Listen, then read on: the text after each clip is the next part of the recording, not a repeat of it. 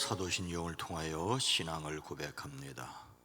전능하사 천지를 만드신 하나님 아버지를 내가 믿사오며 그 외아들 우리 주 예수 그리스도를 믿사오니 이는 성령으로 잉태하사 동정녀 마리아에게 나시고 본디오 빌라도에게 고난을 받으사 십자가에 못 박혀 죽으시고 장사한 지 사흘 만에 죽은 자 가운데서 다시 살아나시며 하늘에 오르사 전능하신 하나님 우편에 앉아 계시다가 저리로서 산 자와 죽은 자를 심판하러 오시리라.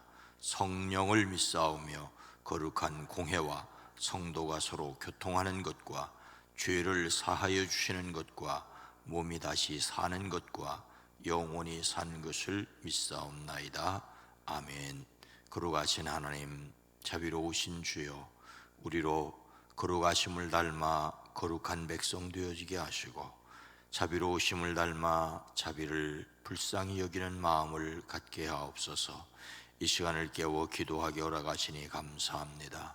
우리의 기도에 포함되어 있는 이름들이 복되게 하옵소서. 건강을 더하여 주시옵소서. 삶의 만남의 복을 더하여 주시옵소서. 형통케 허락하여 주시옵소서. 하나님을 알았사오니 사람을 알게 하시고 물질의 복도 더하여 주시되 삶의 자리에서 좋은 영향력을 끼치게 하옵소서. 인생의 고비고비마다 하나님 도우셨던 것처럼 저들의 삶에 높은 것이 낮아지고 낮은 것이 높아지고 굽은 것이 곧아지는 것을 경험케 허락하여 주시옵소서. 예수님의 이름으로 축복하여 간절히 기도드리옵나이다. 아멘. 찬송가 94장입니다. 찬송가 94장입니다. 주 예수보다도 귀한 곳은 없네. 이 세상 거기와 바꿀 수 없네.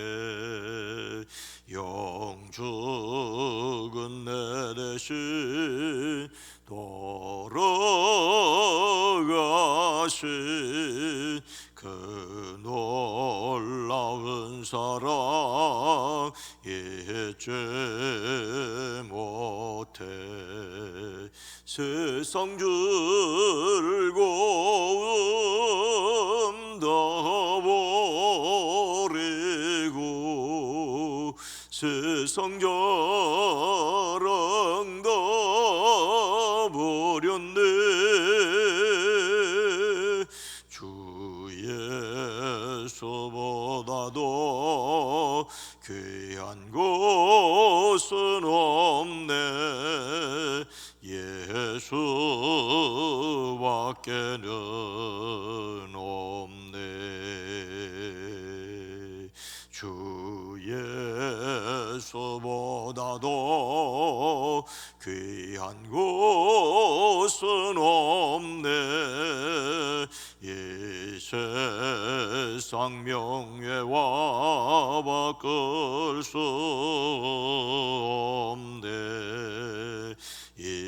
이전에 즐기던 세상 일도 주 사랑하는 마음 뱉지 못해. 세상 즐거움 다 버리고 세상 자랑 다 버렸네. 주 예수보다도 귀한 곳은 없네. 예수밖에는 없네. 주 예수보다도 귀한 곳은 없네. 이 세상 행복과 바꿀 수 없네. 유혹과 핍박에 몰려와도 주 섬기는 내 마음 변치 않아. 세상 즐거움 다 버리고 세상 자랑 다 버렸네. 주 예수보다도 귀한 것은 없네. 예수밖에는 없네. 아멘. 마태복음 13장 44절로 46절 말씀입니다. 신약성경 23면입니다. 마태복음 13장 44절로 46절 말씀을 함께 읽습니다. 천국은 마치 밭에 감추인 보화와 같으니 사람이 이를 발견한 후 숨겨두고 기뻐하며 돌아가서 자기의 소유를 다 팔아 그 밭을 사느니라. 또 천국은 마치 좋은 진주를 구하는 장사와 같으니 극히 값진 진주 하나를 만나매 가서 자기의 소유를 다 팔아 그 진주를 사느니라. 아멘. 오늘도 예수님으로 행복하시기를 주의 이름으로 축복합니다. 수많은 식객을 누웠던 중국의 맹상군과 관련된 계명구도라는 말이 있습니다. 닭소리를 잘 내는 사람과 도둑질 잘하는 사람도 요긴하게 쓰일 때가 있다는 말이지요. 하물며 그리스도인은 하나님께서 주신 은사로 교회에 덕을 세워야 합니다. 사람들은 자신의 재주로 공적인 이익을 도모해야 합니다. 이 맹상군과 관련된 말 중에 교토삼굴이라는 말도 있습니다. 꽤 많은 토끼는 3개의 굴을 준비한다는 말이죠. 맹상군의 많은 식객들 가운데 풍한이라는 인물이 있습니다. 당시 맹상군은 많은 식객을 부양하기 위해 돈을 벌기 위해 옆 마을 주민 1만 가구를 대상으로 돈놀이를 하고 있었습니다. 이들이 돈을 제때 갚지 않아 근심에 빠졌습니다. 풍한이 나서서 그 문제를 자신이 해결할 것이니 받은 돈을 어떻게 할까라고 물었습니다. 맹상군은 집에 없는 것을 사오라고 풍한을 떠나보냈습니다. 그런데 옆마을에서 돌아온 풍한을 보니 이자만 받고 원금은 없었습니다. 맹상군이 어찌된 일이라고 물으니까 풍한은 차용증을 다 불태우고 집에 없는 의리와 인정을 사왔다고 대답을 했습니다. 맹상군은 그 뜻을 이해하지 못하고 이를 대단히 마뜩찮게 여겼습니다. 그 일이 있은 후 1년 뒤 맹상군은 제나라 민왕에게 미움을 사서 제상 자리에서 물러났고 식객들은 뿔뿔이 흩어지게 되었습니다. 그래도 풍한만은 맹상군의 곁에 남아 일전에 돈을 빌려주었던 옆마을에 가서 살 것을 권유했습니다. 시리에 빠진 맹상군이 옆마을에 당도하자 주민들이 그를 열렬하게 환영하는 것이었습니다. 왜요? 차용증을 다 불태워버렸으니까. 그제서야 풍한의 뜻을 깨달은 맹상군에게 풍한은 꽤 많은 토끼는 3개의 굴을 뚫는다는데 이제 겨우 민심이라는 한 개의 굴을 뚫었을 뿐이라고 대답을 합니다. 이후에 풍하는 위나라 해왕에게 맹상군을 등용하면 제 나라를 견제할 수 있다고 꼬드겨 해왕이 3차례나 맹상군을 찾아와 중용을 권유하게 됩니다. 그러나 풍하는 오히려 맹상군에게 절대로 그 제안을 받아들이지 말라고 합니다. 이 소문이 나자 맹상군의 가치가 올라가 민왕이 맹상군을 다시 중용하게 만드는데 이것이 2번째 굴이었습니다. 풍하는 종묘가 맹상군의 영지에 있다면 민왕이 다시 변심하더라도 어찌할지 못할 것을 알고 민왕을 설득을 해서 맹상군이 사는 옆마을에 제 나라에 종묘를 만들게 합니다.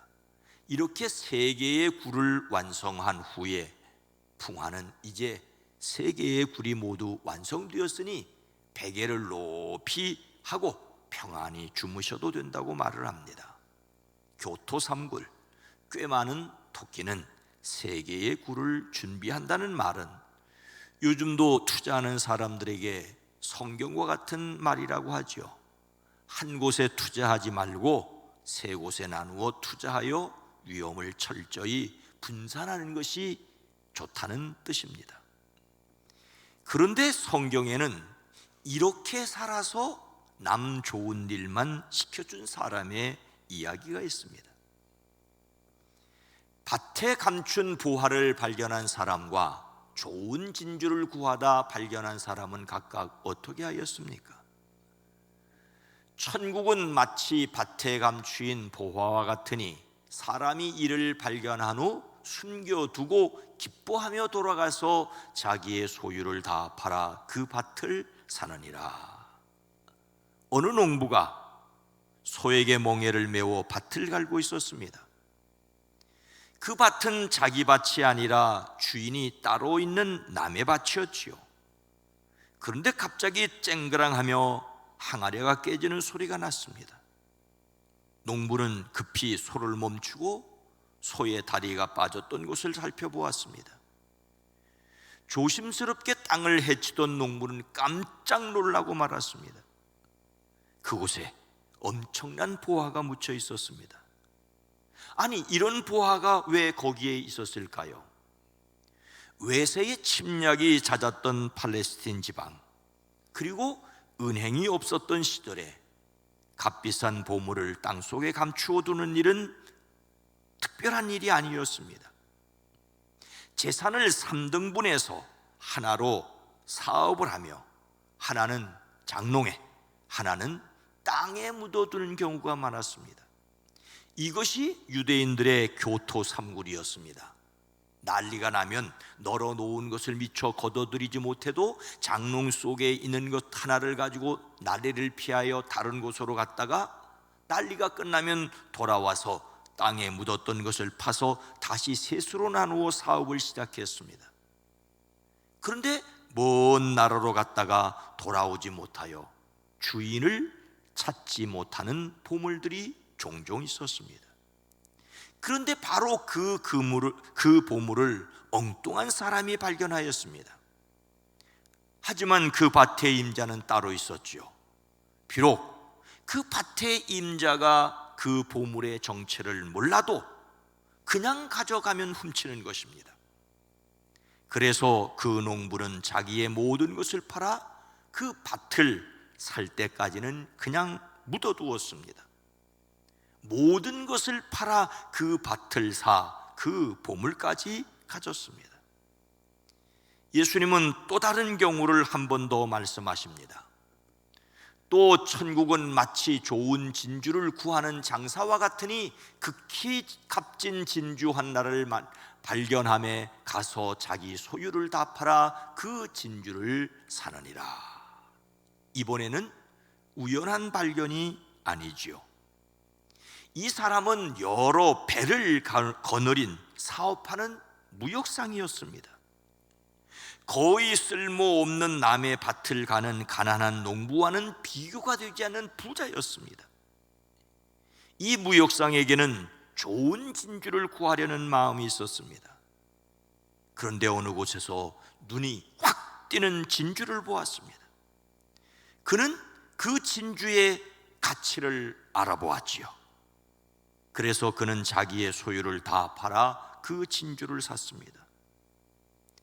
밭을 갈던 사람은 우연히 보화를 발견하였지만 좋은 진주를 얻으려는 사람은 사방팔방으로 애쓰며 돌아다니다가 그 결과로 극히 좋은 진주를 발견했습니다. 우연이든 노력의 결과이든 두 상황에서 같은 것은 그들의 모든 것을 다 팔아 그것을 샀다는 것입니다. 밭에 감춘 보화를 발견한 사람과 좋은 진주를 구하다 발견한 사람이 자기 소유를 다 파는 이유가 무엇입니까? 천국은 마치 밭에 감추인 보화와 같으니, 또 천국은 마치 좋은 진주를 구하는 장사와 같으니, 예수님께서 이 말씀을 하시는 이유는 천국은 이와 같다라는 것입니다. 천국은 밭에 감추어져 있는 보물처럼 보통 사람들의 눈에 쉽게 띄지 않는 실체입니다. 그러나 그 가치는 자기의 소유를 다 팔아 사도 아깝지 않을 만큼 큰 것입니다. 밭에 감춘 보화를 발견한 사람이 자기 소유를 다 팔아 그 보물이 감추어져 있는 밭을 샀다는 것은 천국의 가치가 얼마나 큰 것인가를 잘 보여줍니다. 좋은 진주를 구하는 장사도 마찬가지였습니다. 이 사람은 이미 많은 것을 가지고 있었습니다. 그런데 그것으로는 성이 차지 않았습니다.